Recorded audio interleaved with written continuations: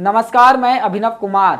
फिलिस्तीन को लेकर इजराइल और हमास की जंग के बीच विदेश मंत्रालय ने भारत का पक्ष स्पष्ट किया है। गुरुवार को विदेश मंत्रालय के प्रवक्ता अरिंदम बागची ने एक प्रेस कॉन्फ्रेंस में पत्रकारों के सवाल के जवाब देते हुए भारत के स्टैंड पर उठ रहे सवाल का जवाब दिया है। This is Manas from PTI. I just want to know, in fact, how India sees the overall situation that has arisen out of the conflict between Israel and Hamas, and our position on Palestinian cause. So, what do you have to say on that in the context of the current situation? पत्रकारों को जवाब देते हुए अरिंदम बागची ने अंग्रेजी में जो कहा उसका हिंदी में मतलब कुछ यूं है। बागची ने कहा कि भारत ने हमेशा इजराइल के साथ शांति और सुरक्षित तथा मान्यता प्राप्त सीमा के भीतर एक संप्रभु और स्वतंत्र फिलिस्तीन की स्थापना के लिए बातचीत की वकालत की है। फिलिस्तीन पर भारत की स्थिति लंबे समय से कायम और सुसंगत रही है और इस नीति में कोई बदलाव नहीं हुआ है।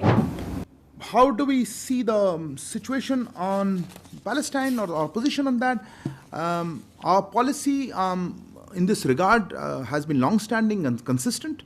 India has always advocated the resumption of direct negotiations towards establishing a sovereign, independent and viable state of Palestine, living within secure and recognized borders, side by side, at peace with Israel. इससे पहले 7 अक्टूबर को गजा पट्टी से Israel पर हुए Hamas के हमले के कुछ घंटों के भीतर ही प्रधानमंत्री मोदी ने सोशल साइट एक्स पर इजराइल में मारे गए लोगों और उनके परिवारों के प्रति संवेदनाएं व्यक्त की थीं। पीएम मोदी ने एक्स पर लिखा था कि इजराइल में आतंकवादी हमलों की खबर से गहरा सदमा पहुंचा है। हमारी संवेदनाएं और प्रार्थनाएं निर्दोष पीड़ितों और उनके परिवारों के साथ हैं। हम इस कठिन समय में इजराइल के साथ एकजुटता से खड़े हैं। पीएम मोदी ने इजराइल के प्रधानमंत्री बेंजामिन नेतन्याहू से बातचीत के बाद भी एक्स पर लिखा, मैं प्रधानमंत्री नेतन्याहू को उनके फोन कॉल और मौजूदा स्थिति पर अपडेट देने के लिए धन्यवाद देता हूं। भारत के लोग इस मुश्किल घड़ी में इजराइल के साथ मजबूती से खड़े हैं। भारत आतंकवाद के सभी रूपों और अभिव्यक्तियों की कड़ी निंदा करता है। भारत की नीति हमेशा से एक संप्रभु फिलिस्तीन राज्य की स्थापना के पक्ष में रही है। 1974 में भारत फिलिस्तीन लिबरेशन ऑर्गेनाइजेशन को फिलिस्तीनों के एकमात्र और वैध प्रतिनिधि के तौर पर मान्यता देने वाला पहला गैर इस्लामिक राज्य था। 1988 में भारत ने फिलिस्तीन को राज्य के रूप में मान्यता दी और 1996 में गजा में एक दफ्तर खोला। इस दफ्तर को साल 2003 में रामल्ला शिफ्ट कर दिया गया।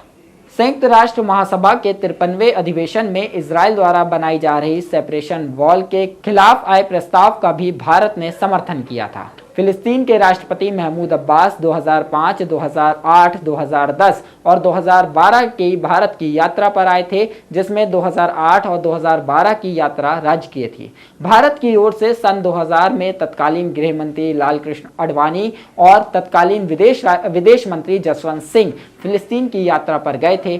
लेकिन क्या भारत का मीडिया इन पहलुओं को समझता है? प्राइम टाइम में वैश्विक मुद्दों पर डिबेट करने वाले गोदी मीडिया के पत्रकार भारत की विदेश नीति की जानकारी रखते हैं। हम ये सवाल इसलिए पूछ रहे हैं क्योंकि जब से हमास ने इजराइल पर हमला किया है, तब से गोदी मीडिया लगातार इजराइल को पीड़ित और फिलिस्तीनियों को आतंकवादी घोषित करने पर आमादा नजर आ रहा है। यहाँ एक बात स्पष्ट कर देनी जरूरी है, हम आतंकवादी कार्रवाई का समर्थन नहीं कर रहे, करना भी नहीं चाहिए, मगर इसका मतलब ये कतई नहीं कि हम फिलिस्तीन के नागरिकों के साथ अपनी संवेदनाएं व्यक्त ना करें। अब युद्ध को लेकर भारतीय मीडिया द्वारा की जा रही कवरेज के सवाल पर फिर लौटते हैं। इन हमलों को लेकर भारतीय चैनलों में हो रही डिबेट्स के इन टॉपिक्स पर गौर करिए। हमास की हिमायत, वोट बैंक की सियासत। 2024 का सवाल, फिलिस्तीन की ढाल, हमास के कितने हमदर्द? हमास को हवा देता गजा गैंग।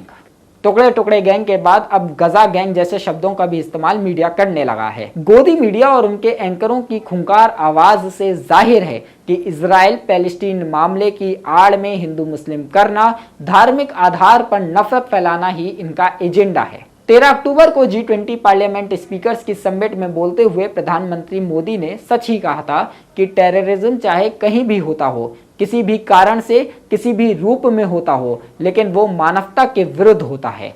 इजराइल पर हुए हमास के हमले को किसी भी रूप में सही नहीं ठहराया जा सकता, लेकिन प्रधानमंत्री दशकों से फिलिस्तीन के साथ हो रहे अत्याचार के प्रति संवेदनाएं जताना क्यों भूल गए, जबकि फिलिस्तीन की आज़ादी शुरू से भारत का संकल्प रहा है। क्या फिलिस्तीन के साथ जो कुछ हुआ वह किसी आतंकवाद से कम है? क्या मीडिया में इसकी चर्चा नहीं होनी चाहिए? आप देख रहे थे मॉलिटिक्स। नमस्कार।